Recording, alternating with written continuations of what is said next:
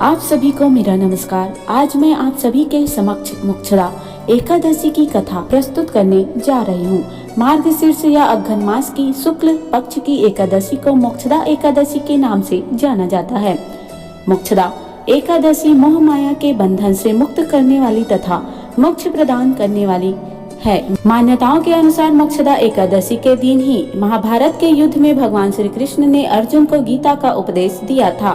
इसलिए मोक्षदा एकादशी के दिन गीता जयंती मनाई जाती है तथा इस दिन गीता का सार पढ़ने अथवा सुनने का विशेष महत्व है। एकादशी तिथि श्री हरि विष्णु भगवान जी को अत्यंत प्रिय है। मोक्षदा एकादशी का व्रत करने से समस्त पापों का नाश हो जाता है तथा सभी मनोकामनाओं की पूर्ति होती है और अंत में मोह माया के बंधनों से मुक्त होकर मोक्ष की प्राप्ति होती है। यदि आप किसी कारणवश मोक्षदा एकादशी का व्रत न कर पाए तो मोक्षदा एकादशी की कथा सुनने मात्र से ही श्री हरि विष्णु जी की कृपा को प्राप्त कर सकते हैं। आइए शुरू करते हैं मोक्षदा एकादशी की कथा। बोलो बांके बिहारी लाल की जय। महाराज युधिष्ठिर ने कहा, हे भगवान, आप तीनों लोकों के स्वामी, सबको सुख देने वाले और जगत के पति हैं।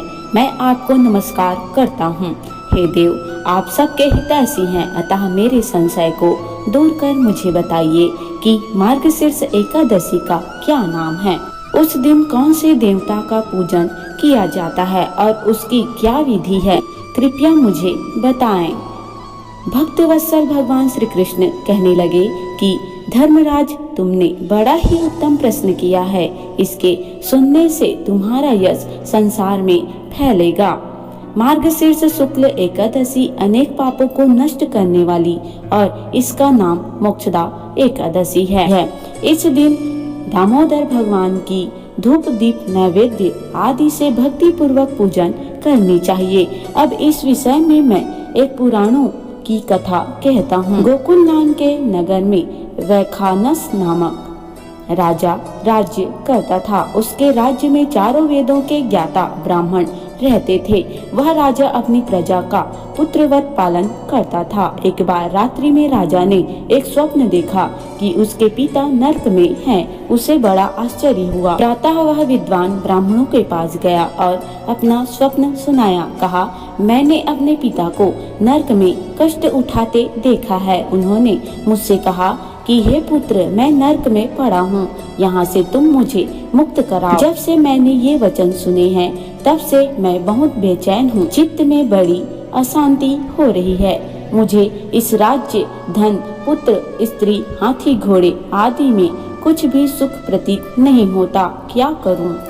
राजा ने कहा, हे ब्राह्मण देवताओं, इस दुख के कारण मेरा सारा शरीर जल रहा है। अब कृपा करके कोई तप, दान, व्रत आदि ऐसा उपाय बताइए जिससे मेरे पिता को मुक्ति मिल जाए। उस पुत्र का जीवन व्यर्थ है जो अपने माता पिता का उद्धार न कर सके। एक उत्तम पुत्र जो अपने माता पिता तथा पूर्वजों का उद्धार करता है, वह 1000 मूर्ख पुत्रों से अच्छा है। जैसे एक चंद्रमा सारे जगत में प्रकाश कर देता है परंतु हजारों तारे नहीं कर सकते। ब्राह्मणों ने कहा, हे राजन, यहाँ पास ही भूत भविष्य वर्तमान के ज्ञाता पर्वत ऋषि का आश्रम है। आपकी समस्या का हल वे जरूर करेंगे।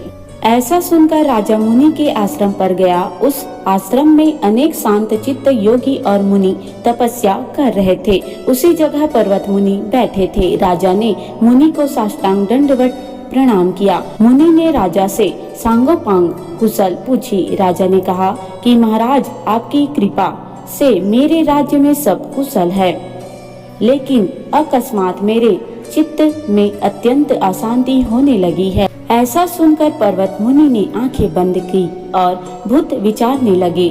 फिर बोले, हे राजन, मैंने योग के बल से तुम्हारे पिता के कुकर्मों को जान लिया है। उन्होंने पूर्व जन्म में कामतुर होकर एक पत्नी को रीति दान दी, किंतु सौत के कहने पर दूसरे पत्नी को ऋतु दान मांगने पर भी नहीं दिया।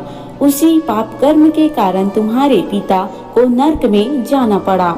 तब राजा ने कहा, इसका कोई उपाय बताइए। मुनि बोले, हे राजन, आप मार्गशीर्ष एकादशी का उपवास करें और उस उपवास के पुण्य को अपने पिता को संकल्प कर दे। इसके प्रभाव से आपके पिता की अवश्य नरक से मुक्ति होगी।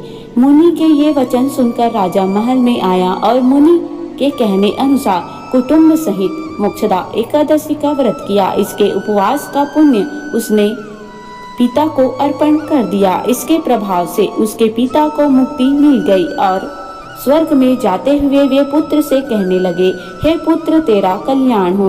यह कहकर स्वर्ग चले गए। मार्गशीर्ष मास की शुक्ल पक्ष की मोक्षदा एकादशी का व्रत जो करते हैं उनके समस्त पाप नष्ट हो जाते हैं। इस व्रत से बढ़कर मोक्ष देने वाला और कोई व्रत नहीं है। इस कथा को पढ़ने या सुनने से वायपेय यज्ञ का फल मिलता है। यह व्रत मोक्ष देने वाला तथा चिंतामणि के समान सब कामनाएं पूर्ण करने वाला है।